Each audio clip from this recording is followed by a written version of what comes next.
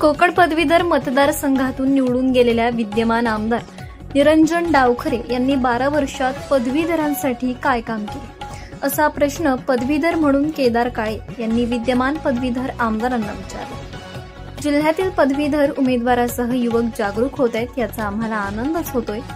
26 जून रोजी कोकण पदवीधर मतदारसंघाची निवडणूक आहे. केदार काळे पुढे म्हणतात, पदवीधरांचे अनेक प्रश्न आहेत, त्याबद्दल आपण काय केलं हे जनतेला कळलं पाहिजे.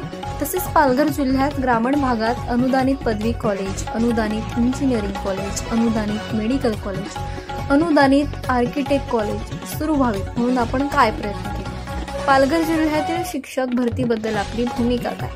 केदार काळे म्हणाले, विद्यमान पदवीधर आमदारांना मी एक पदवीधर म्हणून रोज एक प्रश्न विचारणार आहे, त्याचे उत्तर त्यांना द्यावेच लागेल. जर त्यांनी उत्तर दिलं नाही तर 12 वर्षात विद्यमान पदवीधर आमदारांनी पदवीधरांसाठी काही केले नाही असे जनतेने समजावे.